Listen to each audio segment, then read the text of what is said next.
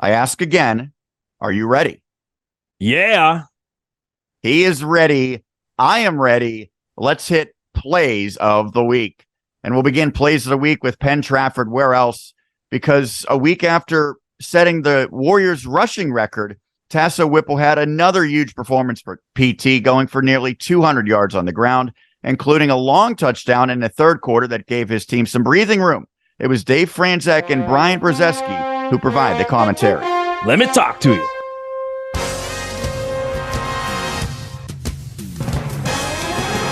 First down and 10 for Penn Trafford. Handoff goes to Whipple. Bounces outside. Has a lot of room. Luke Denny can't wrap him up. See you later for Tasso Whipple. Well, I just gave that stat that it was 3.7 after contact. It's now about 10.7.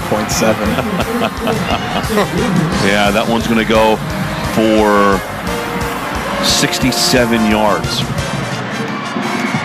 Yeah, and just a tough one there. You got to be, in that space. You got to be able to bring him down and give Whipple credit, man. He's just refusing to be denied.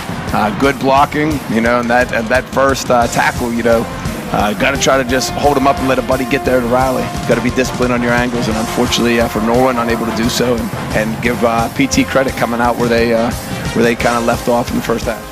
Yeah, Sean, people see that final score and think that Penn Trafford blew out Norwin. It was a close game, 28-21. Norwin had just scored to make it 28-21, and Penn Trafford answered back just like that. Tasso Whipple, and you heard the guys kind of joking around. They were talking about how many yards after the first hit, that Penn Trafford running backs were gaining in that game, and Tasso Whipple put on another display right there. Yeah, he seemingly he's been living in the weight room. I have noticed a very significant difference from just a year ago. Well, we'll continue plays of the week. We got to stay in the same game, right? I mean, these teams put up some monster numbers. And we'll look at the Norwin side, as although the Knights came up short, they showed plenty of firepower, especially through the air. The highlight of the passing attack was a special grab by Jackson Ponce, Tristan Tavares in the first half, with Dave and Brian once again setting the scene. Here does Norwin right at the 35-yard line, first down and 10. Tavares looking left side here, near side, steps up in the pocket, fires once. Jackson Ponce in the end zone. Jump ball, Jackson comes down with it. Touchdown, Norwin. Yeah, that's a player making a play right there. And honestly, nice job by Tristan trusting him.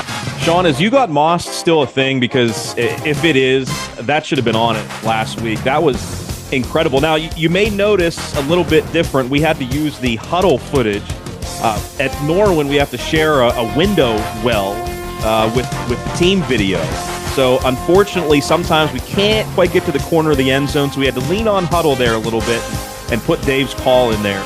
But that was just an incredible catch by an incredible player. And again, we talk week after week about other receivers putting up big numbers for Norwin. That makes their passing attack that much better when you also have a proven commodity in Jackson Ponce doing what that was right there.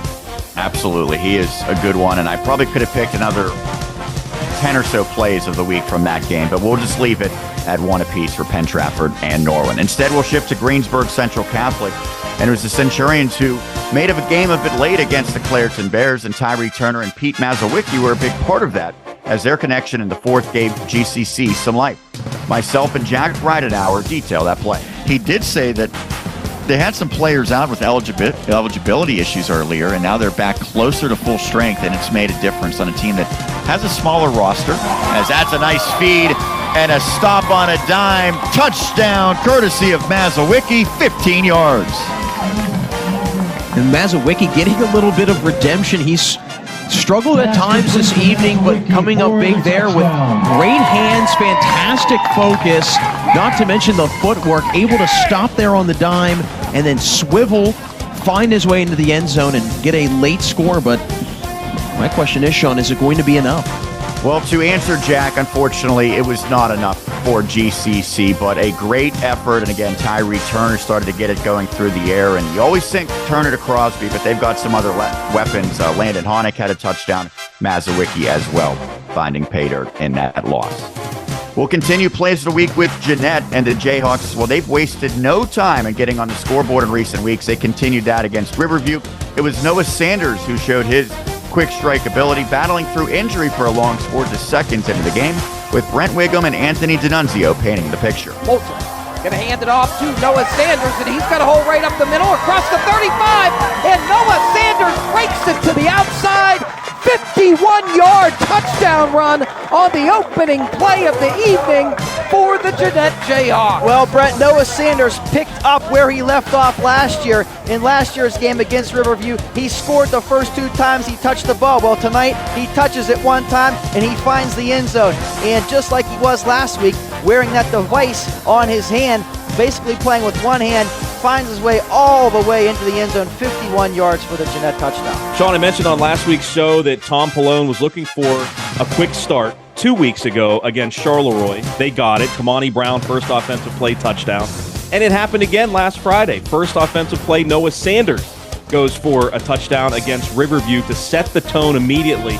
Look, going into that game, a lot of people were saying that Riverview is better, than they've been in the last couple of years. So what do you do if you're Jeanette? You set the tone quickly because Tom was expecting Riverview maybe to use kind of a ball control offense, but the big plays certainly did them in. That was a big one right there by Noah Sanders, who still is running with one arm. Yeah, it's not slowing him down, certainly. He continues to do some pretty special things for Jeanette. Well, speaking of special, we continue Plays of the Week with Franklin Regional and special Kyle Dupill. He was the answer for the Panthers on Friday at Plum. He took over the game in the second half, including the go-ahead touchdown in the fourth quarter, as described by the one and only Jonathan Wade. The ball's not heavy. Just give it to him. Now toss to the right. Dupill with blockers. Dupill bust up in there. Dupill, touchdown. 15-yard touchdown run by the human bowling ball. Franklin Regional gets the lead.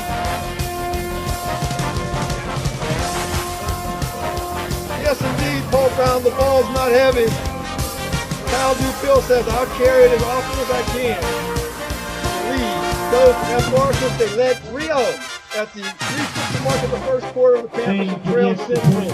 Touchdown number 5 right there for Kyle Dupill, and I feel like Jonathan was almost like his breath got taken away there. He's just like, what else do I say? Kyle Dupill, oh my God. It's just, what an incredible night for him. One more than Al Bundy, by the way, Sean. Polkai, yes. One more. Maybe I should go as Al Bundy for Halloween. I never did before. Now it just kind of crept in my head. Anyway, yeah. Human bowling ball, that's the new nickname we're going with now? For I guess so. And I should kind of explain a little bit. JW was telling a story about Jim Brown, the legendary Cleveland Browns running back, and how his coach was justifying giving him an immense workload in terms of number of carries. And he said, the football's not heavy, so why wouldn't I keep giving it to him? Obviously, there's other aspects that go with a heavy workload, but that was the story he was telling. And of course, right as that story was wrapping up, we get a touchdown from Dupill just to cap off that point that he was making. So good background there by JW, and an even better play by the absolutely outstanding running back for FR.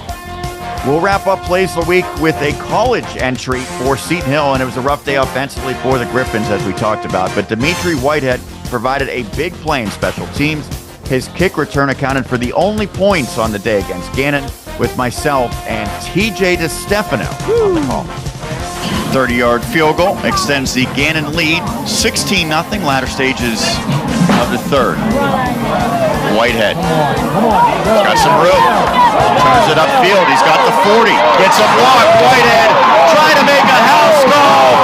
PSAC Special Teams Athlete of the Week does it again as the Griffins get their first points on a kickoff return touchdown.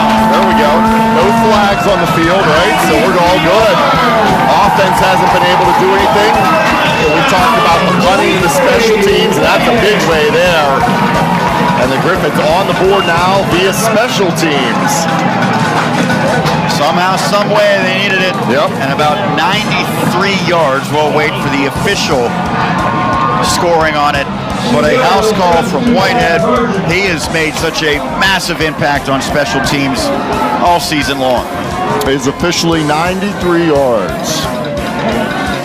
A big-time special teams play again by Whitehead. He was the special teams athlete of the week a couple of weeks ago when he had a blocked punt and he recovered a fumble. It is something that some guys have a knack of making special teams plays, and he certainly has a knack for it for Seton Hill. Unfortunately, that was the only offense that they got, if you will, the only scoring that they got in that entire game.